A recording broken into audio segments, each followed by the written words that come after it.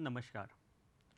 औद्योगिक प्रशिक्षण संस्थानों के सभी व्यवसायों के लिए एम्प्लॉयबिलिटी स्किल विषय की पाठ्यचर्या में अंकित आईटी लिटरेसी के पाठ्यक्रम पर आज मैं आपको प्रशिक्षण प्रदान करूंगा।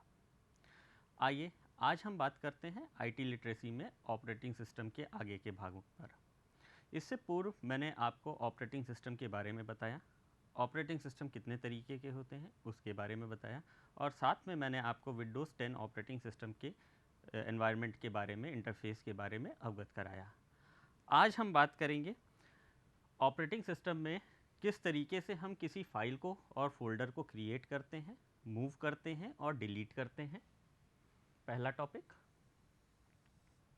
दूसरा, use of external memory like pen drive, CD, DVD etcetera, यानी आप जो पेन ड्राइव का इस्तेमाल कर रहे हैं, बाहरी डिवाइसेस का जो यूज़ कर रहे हैं, जैसे पेन ड्राइव हो गई, CD ड्राइव हो गई, DVD हो गई, एक्सटर्नल हार्ड डिस्क हो गई, उन सारी मेमोरीज़ को या जो भी हमारी मेमोरीज़ हैं, एक्सटर्नल मेमोरीज़, उनको हम किस तरीके से इस्तेमाल करते हैं, उपयोग करते हैं, उसके बारे में हम बात करेंगे।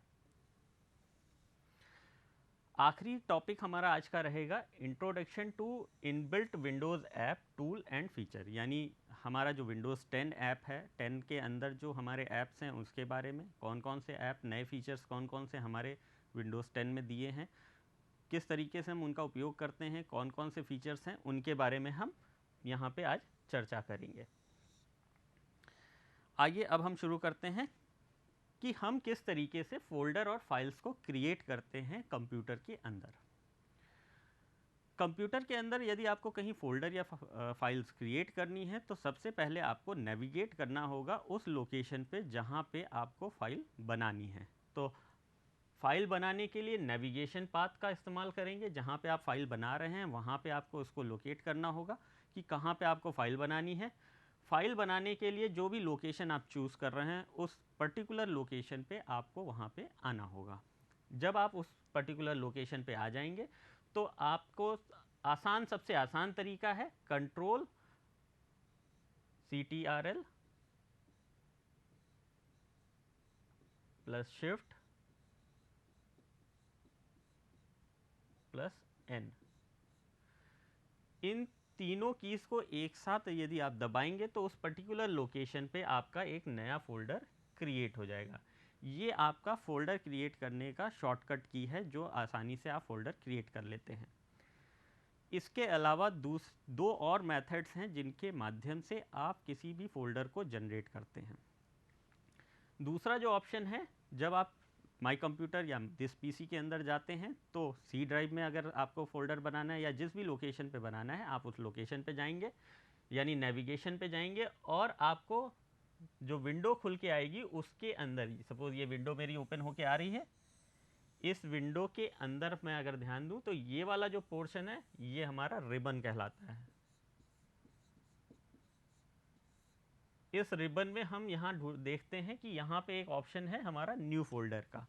इस न्यू फोल्डर पे जब हम क्लिक करते हैं तो हमारा एक नया फोल्डर उस पर्टिकुलर लोकेशन पे बन जाता है। एक ये तरीका है जिसके माध्यम से आप फोल्डर को क्रिएट करते हैं। तीसरा ऑप्शन आपके पास अवेलेबल होता है यदि आप माउस का इस्तेमाल करके फोल्डर क्रिएट करना चाह रहे हैं तो माउस पर आप राइट क्लिक करेंगे और फोल्डर बना सकते हैं। राइट क्लिक करके ऑप्शन आपको मिलेगा न्यू का ऑप्शन आपको मिलेगा। न्यू का आप ऑप्शन यूज़ करेंगे, न्यू यूज़ करेंगे और उसके अंदर आपको न्यू फोल्डर ऑप्शन अवेलेबल होगा। तो न्यू और न्यू फोल्डर ऑप्शन पे जब आप क्लिक करेंगे तो आपका ये नया फोल्डर वापस जिस लोकेशन पे आप क्लिक कर रहे हैं वहाँ पे वो आपका नया फोल्डर बन जाएगा। ये 3 तरीके हैं जिनके माध्यम से आप न्यू फोल्डर को क्रिएट करते हैं आसानी से विंडोज़ के अंदर। ये सारे ऑप्शंस आपके विंडोज़ 10 के अंदर या विंडोज़ के जो पुराने वर्जन हैं उन पे भी ये सारे ऑप्शंस चलते हैं। चूँकि विंडोज़ आपका ग्राफिकल यूज़र इंटरफेस है इसलिए आप इस तरीके से भी इसको बना सकते हैं, इसका यूज़ कर सकते हैं। अब आगे बढ़ते हैं और अब बनाते हैं मैं आपको बता रहा हूँ कि आप फाइल कैसे बनाएंगे। यानी अभी तक का तो आपने फ़ोल्डर बना लिया, अब फ़ोल्डर के अंदर फाइल्स का स्टोरेज करते हैं। फ़ोल्डर्स को हम डायरेक्टरीज़ भी बोलते हैं और फाइल्स को हम उसके अंदर कैसे रखते हैं, कैसे बनाते हैं, उनके स्टेप्स के बारे में अब हम जानने की कोशिश करते हैं। फाइल बनाने के लिए हमारे पास दो तरीके दे रखे हैं। पहला तरीका, जिस भी स्थान, पहला तरीका मैं आपको बताने से पहले मैं आपको ये बताना चाहूँगा कि पहले आपको उस लोकेशन पे जाना होगा, यानी आपको वहाँ नेविगेट करना होगा जहाँ पे आप फाइल बनाना चाह रहे हैं। यानी यदि आप जो नया फ़ोल्डर आपने बनाया है उसमें यदि कोई फ़ाइल बनाना चाह रहे हैं तो पहले उस फ़ोल्डर के अंदर आपको आना होगा, यानी नेविगेशन से उस स्थान तक आपको वहाँ पहुँचना होगा जहाँ पे आप फाइल बनाना चाहते हैं। फिर उस खाली भाग पे आप माउस पर राइट क्लिक करेंगे और कर्सर को न्यू मेन्यू पर ले जाएंगे और जहाँ पे आप फाइल को सेलेक्ट कर लेंगे। जब आप माउस को राइट क्लिक करेंगे तो आपका ये विंडो, पॉपअप विंडो आपके सामने खुल के आ जाएगी। इसमें आपको एक न्यू बटन, न्यू ऑप्शन मिलता है, इस ऑप्शन पे आप जाएंगे। यहाँ ध्यान दीजिए, तो आपको पहले, जैसे मैंने इससे पहले वाले उसमें स्लाइड्स में बताया कि आप फोल्डर कैसे बनाएंगे, तो यहाँ पे आपको फोल्डर्स का भी ऑप्शन मिल जाएगा। यदि आप फोल्डर बनाना चाह रहे हैं, इस फोल्डर के अंदर सब फोल्डर बनाना चाह रहे हैं, तो आप न्यू पे क्लिक कर सकते हैं, न्यू फोल्डर के ऊपर, और आसानी से आप फोल्डर बना सकते हैं। चूँकि अब आपको फाइल बनानी है, तो फाइल बनाने के लिए इसके नीचे आपको ये फाइल्स के सारी वैरायटीज़ के फाइल आपको दी गई हैं। जो आप इसमें से बनाना चाहते हैं उन फाइल्स को यहाँ से आप सेलेक्ट कर सकते हैं। जैसे मैंने यहाँ पे सेलेक्ट किया है टेक्स्ट फाइल, यानी टेक्स्ट डॉक्यूमेंट को सेलेक्ट करने के लिए, तो टेक्स्ट डॉक्यूमेंट मैंने यहाँ पे सेलेक्ट किया। तो इस तरीके से आप एक फ़ाइल बना सकते हैं। फ़ाइल बनने पे आपको उसको फ़ाइल का नाम देंगे। जो भी फ़ाइल का आप नाम देना चाह रहे हैं वो यहाँ से आप, जब आपके पास फ़ाइल बन जाएगी तो उसके नीचे आप फ़ाइल नेम लिख सकते हैं। फॉर एग्ज़ाम्पल, यदि मेरे पास यहाँ फ़ाइल बनी, इस तरीके से कुछ फ़ाइल बनी, तो यहाँ पे मेरा उस फाइल का नाम लिखूँगा जो भी मैं लिख रहा हूँ। सपोज मैंने लिखा may.txt, txt stand for text file. दूसरा तरीका आपका यहाँ पे है, आप स्टार्ट मेन्यू में जाएंगे। स्टार्ट मेन्यू में जाने के बाद जिस भी ऐप के माध्यम से आप फाइल बनाना चाह रहे हैं, ऐप कौन कौन से, चाहे आप वर्ड के माध्यम से बनाना चाह रहे हैं, नोटपैड के माध्यम से बनाना चाह रहे हैं, कोरल के माध्यम से बनाना चाह रहे हैं, या जो भी आपके पास अवेलेबल है, जो एक्सेल है, एक्सेल पे बनाना चाह रहे हैं, तो पहले आप उस ऐप को ओपन करेंगे। ऐप में फाइल मेन्यू में जाएंगे, देन आप न्यू करके ओपन कर लेंगे फाइल को, और फाइल को सेव एज ऑप्शन में जाके फाइल सेव करेंगे। पर्टिकुलर लोकेशन पे उस फाइल को आप क्रिएट कर पाएंगे।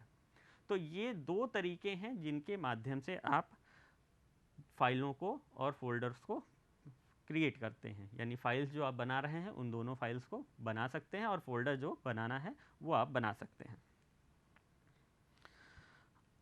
अगले ऑप्शन पे आते हैं। अगला ऑप्शन हमारा है, जब हमने फाइल बना ली, फोल्डर्स बना लिए, तो अब हम उसको या तो कॉपी करना चाहेंगे, मूव कराना चाहेंगे, या डिलीट करना चाहेंगे। ये तीन ऑप्शन हम काम करते हैं। इन तीन ऑप्शन को हम देखते हैं कि किस तरीके से आप फाइल को बनाते हैं, फोल्डर्स को बनाते हैं, किस तरीके से फोल्डर्स को डिलीट करेंगे, इसके बारे में अब हम बात करते हैं। फाइल और फोल्डर्स को बनाने, कॉपी करने में, मूव कराने में और डिलीट कराने में सबसे पहले हमें उस पर्टिकुलर फाइल की लोकेशन पे हमें जाना होगा जिस फाइल को हम कॉपी करना चाह रहे हैं, मूव कराना चाह रहे हैं या डिलीट कराना चाह रहे हैं। तो सबसे पहले हम फाइल की उस लोकेशन पे आ गए। उस पर्टिकुलर लोकेशन यानी उस फाइल के नेविगेशन पाथ के माध्यम से हम उस फाइल की पोजीशन पे पहुंच गए जहां से हमें फाइल को कॉपी करना है। जैसे मैंने आपको यहाँ पे दिखाया, मैं इस पर्टिकुलर पाथ पे पहुंच गया हूँ। ये हमारी फाइल है, जो फोल्डर है जिसको मैं कॉपी करना चाह रहा हूँ। फाइल या फोल्डर पे माउस पर राइट क्लिक करेंगे, उस पर्टिकुलर फाइल, यदि फाइल होगी तो फाइल पे क्लिक करेंगे। यदि यहाँ पे मेरे पास फोल्डर है तो मैंने फोल्डर पे राइट क्लिक किया है। माउस के कर्सर को कॉपी पर ले जाएंगे और उस पर सेलेक्ट कर लेंगे। यहाँ से मैंने इस पर जब क्लिक किया तो यहाँ पे मेरा कॉपी का ऑप्शन आ रहा है। इस कॉपी वाले ऑप्शन पे मैंने सेलेक्ट किया हुआ है। कॉपी को सेलेक्ट करने के उपरांत यहाँ पे मैंने इसको कॉपी कर लिया है, और जहाँ पे भी मुझे इसको चाहिए वहाँ पे मैं ले जाके इसको पेस्ट कर दूंगा। तो यहीं पे उसकी एक रेप्लिका, यदि मुझे यहीं पे चाहिए तो मैं उसको पेस्ट कर दूंगा, तो उसकी रेप्लिका यहीं पे बन जाएगी। जहाँ पे भी आप फाइल और फोल्डर को रखना चाहते हैं वहाँ माउस से राइट क्लिक करके उस पेस्ट ऑप्शन पे क्लिक कर देंगे। जो यहाँ पे पेस्ट ऑप्शन आपको आएगा, तो पेस्ट ऑप्शन जब आएगा तो आप उसको ऑटोमेटिकली पेस्ट कर देंगे। जब पेस्ट कर देंगे तो वो पर्टिकुलर लोकेशन पे फाइल आपकी पहुँच जाएगी।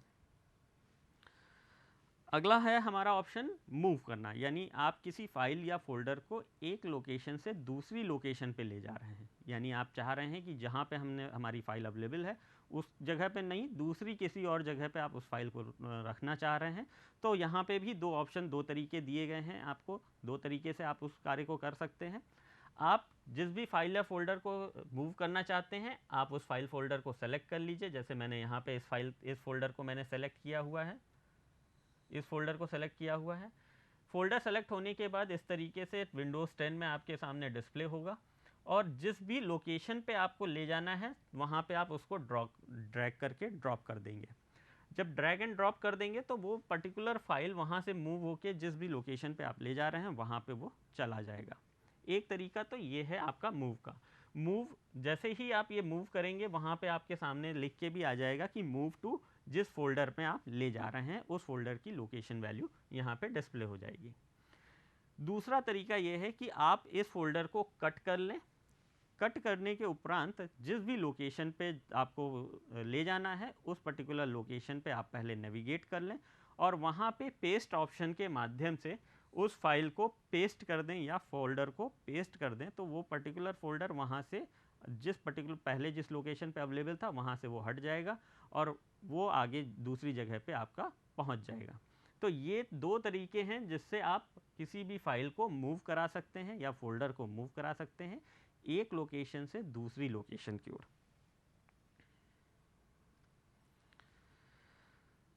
अगला ऑप्शन हम बात करते हैं। अगला ऑप्शन यानी डिलीट का ऑप्शन है कि आपने फाइल या फोल्डर को कैसे आप डिलीट करेंगे।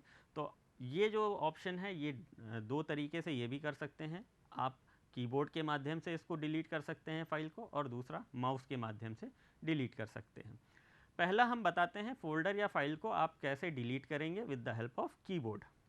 कीबोर्ड से डिलीट करने के लिए पहले आपको उस फाइल जिस फाइल को या फोल्डर को आपको डिलीट करना है उस फाइल और फोल्डर को आप पहले सेलेक्ट करेंगे। सेलेक्ट करने के बाद उस आइटम को डिलीट बटन के माध्यम से, जो कीबोर्ड में आपको राइट हैंड साइड में दिया होगा, डिलीट लिखा हुआ होगा, उस डेल वाले बटन पे आप क्लिक करेंगे। कुछ बटन इस तरीके का होगा, इस तरीके के बटन पे आपका डिलीट दिया होगा, उस डेल को यूज़ करेंगे, या डिलीट अगर लिखा होगा तो डिलीट का इस्तेमाल करेंगे। डिलीट बटन को प्रेस करेंगे। जब डिलीट बटन को प्रेस करेंगे तो पर्टिकुलर फोल्डर या फाइल जो भी आपने सेलेक्ट की हुई है वो फाइल और फोल्डर आपका डिलीट हो जाएगा। दूसरा तरीका जो कि आप माउस के माध्यम से करते हैं, माउस का इस्तेमाल से करेंगे। तो यहाँ पे जो मैंने आपको स्क्रीन पे पिक्चर दिखाई हुई है वो आपकी माउस के माध्यम से डिलीट करने के ऑप्शन के बारे में बताया है। पहले आप उस फाइल फोल्डर को माई कंप्यूटर में खोलेंगे या दिस पीसी में खोलेंगे जहाँ पे आपकी ये फाइल एग्जिस्ट कर रही है। फाइल पे जाएंगे या फोल्डर पे जाएंगे जिस फाइल को आप डिलीट करना चाह रहे हैं। आप उस पर राइट क्लिक करेंगे। राइट क्लिक करने पे ये आपका पॉपअप मेन्यू आपके सामने स्क्रीन पे डिस्प्ले हो जाएगा। इस पॉपअप मेन्यू में आपके पास एक ऑप्शन आएगा डिलीट का। डिलीट के ऑप्शन पे जब आप क्लिक कर देंगे तो ये फाइल आपकी डिलीट हो जाएगी। डिलीट यदि आप इस तरीके से इन दोनों तरीक़ों से डिलीट करते हैं तो ये दोनों फाइलें या फोल्डर्स जो भी हैं, जो भी फाइल फोल्डर इस तरीके से आप करते हैं वो सारे के सारे आपके रिसाइकिल बिन में जाके स्टोर हो जाते हैं। यदि आप शिफ्ट और डिलीट प्रेस करते हैं तो आपकी फ़ाइल पूरे परमानेंटली सिस्टम से डिलीट हो जाती है, यानी आपका जो कंप्यूटर है उसमें वो फाइल नहीं मिलती है। तो ये दो ऑप्शन आपको बता दिए मैंने आपको कि किस तरीके से आप किसी फ़ाइल को डिलीट करेंगे, और साथ ही साथ मैं आपको ये भी बताया कि डिलीट परमानेंटली यदि आप डिलीट करना चाहते हैं तो उसको कैसे आप डिलीट करेंगे। अब हम आते हैं अगले टॉपिक की ओर, use of external memory. External memory की यदि हम बात करें तो एक्सटर्नल मेमोरी को ही हम सेकेंडरी मेमोरी के रूप में भी जानते हैं।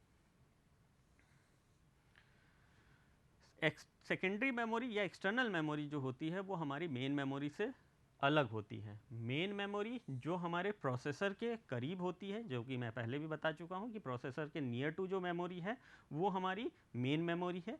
प्रोसेसर से जो दूर लगी हुई है जिसमें ज़्यादा डेटा स्टोर कर रहे हैं वो आपकी सेकेंडरी मेमोरी है, जिसका नेचर परमानेंट होता है या टेम्परेरी आप रखना चाह रहे हैं, कुछ समय के लिए रखना चाह रहे हैं तो आप उसको वहाँ पे कुछ समय के लिए स्टोर कर सकते हैं और उसमें डिलीट भी कर सकते हैं।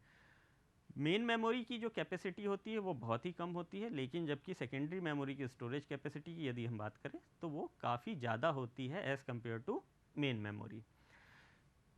यदि हम सेकेंडरी मेमोरी की भी बात कर रहे हैं, जो सेकेंडरी मेमोरी या एक्सटर्नल मेमोरी है, तो इसमें हमारी जो कैपेसिटी है डेटा की होल्ड करने की, डेटा रखने की, वो बहुत ज़्यादा होती है और स्थायी तौर पे होती है। यानी यदि आप कोई डेटा या इन्फॉर्मेशन प्रोसेस करके रख रहे हैं तो उसको भविष्य में भी आप इसका इस्तेमाल करना चाहते हैं या प्रोग्राम्स को इस्तेमाल रखना चाह रहे हैं तो आप उसको सेकेंडरी मेमोरी में रख सकते हैं। कॉस्ट वाइज अगर देखें तो ये काफ़ी सस्ती होती है as compare to main memory, क्योंकि मेन मेमोरी की अगर हम कैपेसिटी देखें तो वो कम होती है और उसकी कॉस्टिंग अगर देखें निकालें उसके साइज़ के हिसाब से, सेकेंडरी मेमोरी के साइज़ के हिसाब से, तो उसकी कॉस्टिंग काफ़ी ज़्यादा आती है। लेकिन यहाँ पे जो हम सेकेंडरी मेमोरीज़ की बात कर रहे हैं उनकी जो कॉस्टिंग है वो बहुत ही कम है as compare to primary memory. Memory को यहाँ दो भागों में बांटा गया है। सेकेंडरी मेमोरी को हमने दो तरीक़ों से डिवाइड किया हुआ है, जैसे कि आप फिगर में देख रहे होंगे। एक फिक्स्ड मेमोरी, दूसरा रिमूवेबल मेमोरी। फिक्स्ड मेमोरी वो मेमोरी है जो कि आपकी सिस्टम के अंदर फिक्स करके आप रख रहे हैं, जिसको आप नहीं निकालते हैं। दूसरा वो है जिसको आप निकाल के कहीं और भी यूज़ कर सकते हैं, यानी किसी और कंप्यूटर में ले जाना चाहें तो आप उसको यूज़ कर सकते हैं। फिक्स्ड मेमोरी के कुछ एग्जांपल है, जैसे आपकी हार्ड ड्राइव है और सीडी ड्राइव है। हार्ड ड्राइव यानी हार्ड डिस्क जो लगी हुई है वो आपकी परमानेंटली आपके सिस्टम के अंदर लगी हुई होती है, वो कहीं भी आप निकालते नहीं हैं, उसमें डेटा होल्ड कराते हैं। ये एक आपकी सेकेंडरी मेमोरी है। सीडी ड्राइव यानी आप जो डेटा रख रहे हैं सीडीज़ के फॉर्म में स्टोर कर रहे हैं, तो सीडी ड्राइव के माध्यम से आप सीडी यूज़ करते हैं।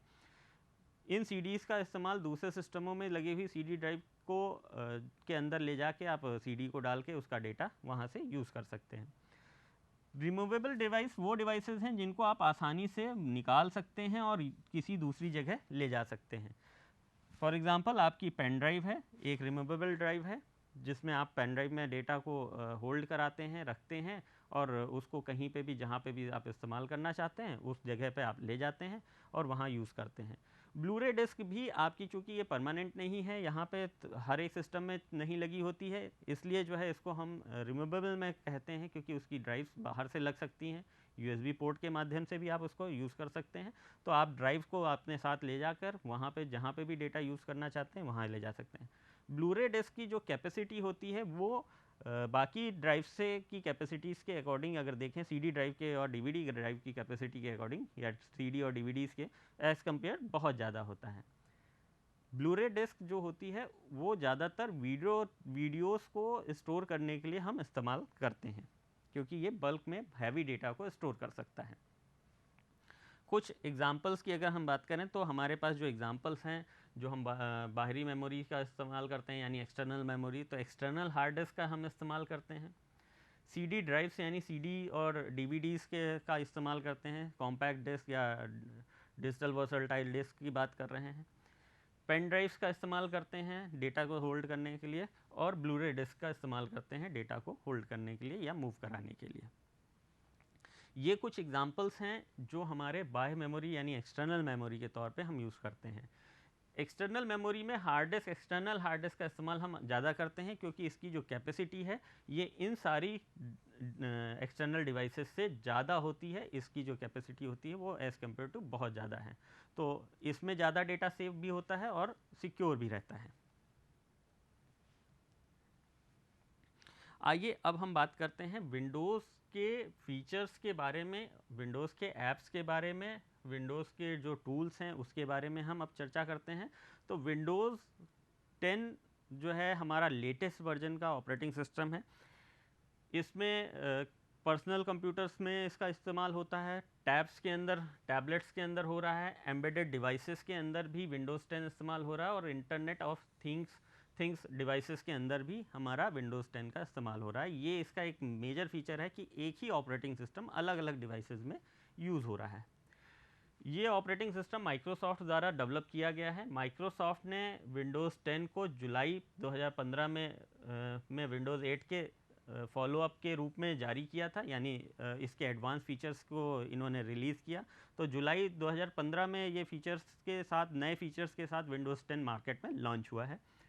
विंडोज़ 10 में बहुत सारी नई ऐसी सुविधाओं को शामिल किया गया है और सुधार किया गया है जो विंडोज़ 10 में जो खामियां थी उनको इन्होंने उसमें विंडोज़ 10 में दूर किया है, और जिससे आप अपने लैपटॉप और कंप्यूटर डेस्कटॉप को आसानी से उससे ऑपरेट कर सकते हैं।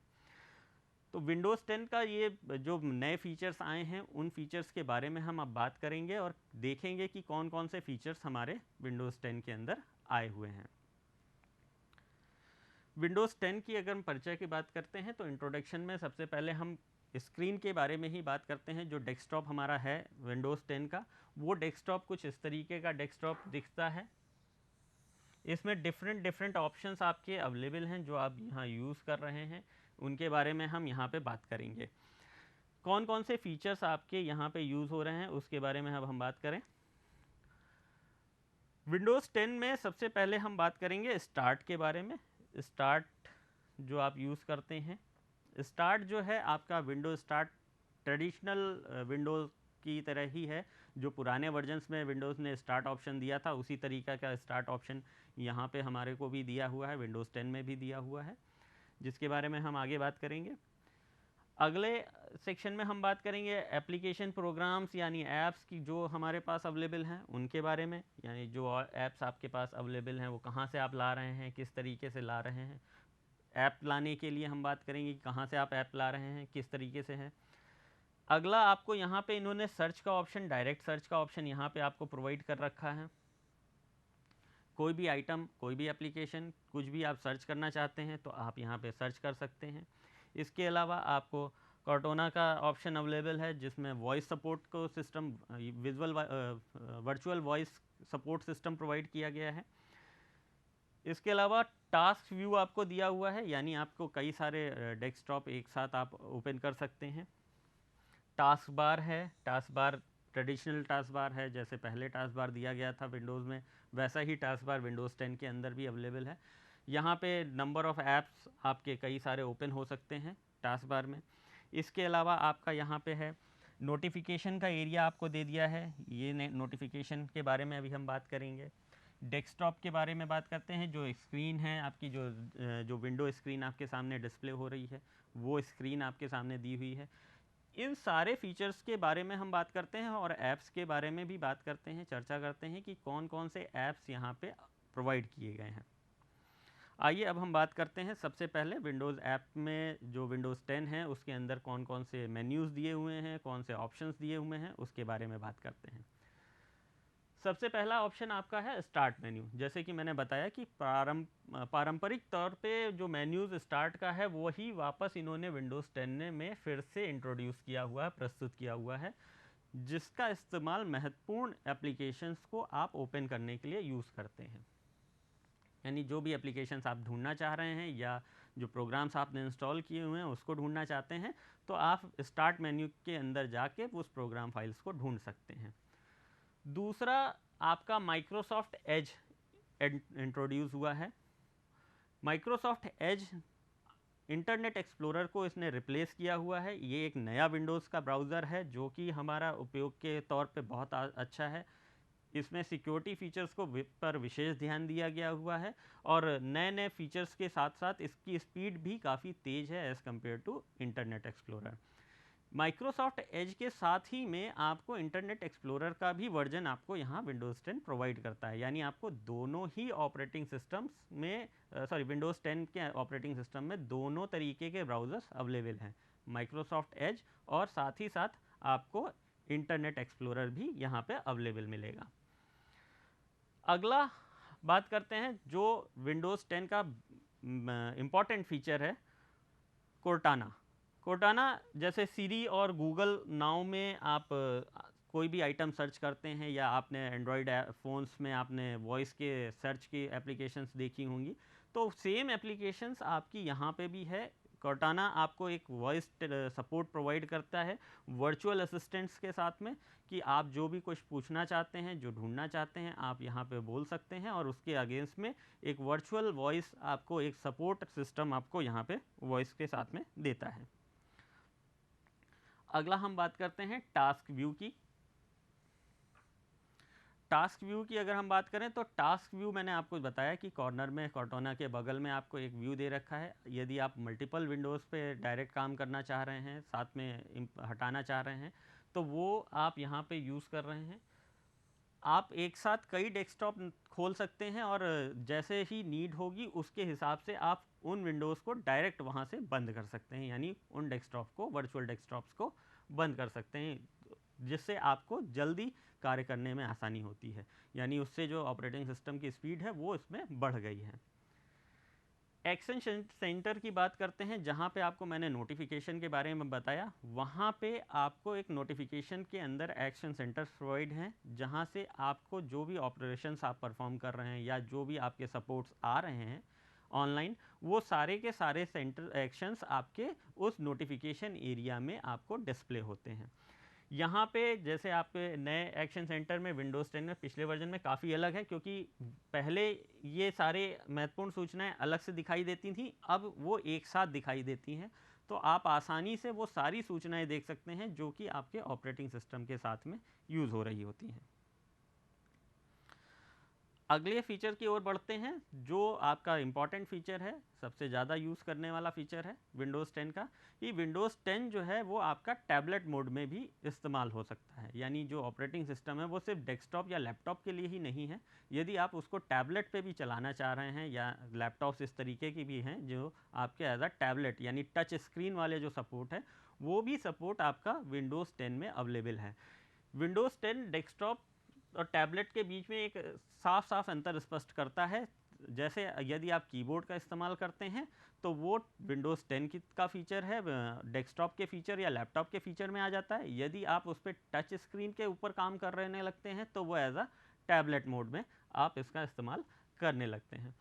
ये आपका सबसे बड़ा फीचर है विंडोज़ 10 का, जो कि अभी तक का किसी भी ऑपरेटिंग सिस्टम में विंडोज़ के नहीं अवेलेबल था। इसके अलावा हम बात करें तो जो हमारे ऐप्स हैं, आप माइक्रोसॉफ्ट स्टोर से, प्ले स्टोर, माइक्रोसॉफ्ट स्टोर से आप जो भी सपोर्टिव ऐप्स हैं विंडोज़ के, उनको आप यूज़ कर सकते हैं, उनका इस्तेमाल कर सकते हैं। प्रशिक्षण के सारांश की ओर बढ़ते हैं। आज के प्रशिक्षण में मैंने आपको बताया कि कॉपी क्रिएट कैसे करते हैं, कॉपी कैसे करते हैं, मूव कैसे करते हैं और डिलीट कैसे करते हैं किसी फाइल और फोल्डर को। एक्सटर्नल मेमोरी के बारे में बताया, एग्जाम्पल्स ऑफ एक्सटर्नल मेमोरी बताया, विंडोज़ ऐप और टूल्स के फीचर्स के बारे में मैंने आपको बताया है। संदर्भ मैंने जो आपसे जो भी बताया प्रशिक्षण, वो मैंने निम्मी की बुक से लिया है, एम्प्लॉयबिलिटी स्किल की बुक से लिया हुआ है। निम्मी द्वारा इसको पब्लिश किया गया है। ये बुक ऑनलाइन अवेलेबल है निम्मी की साइट पे, आप सब इसका इस्तेमाल कर सकते हैं। आज मैंने आपको आईटी लिटरेसी के प्रसंग पर प्रशिक्षण प्रदान किया। आशा करता हूँ यह प्रशिक्षण आपके भविष्य हेतु मददगार होगा। धन्यवाद।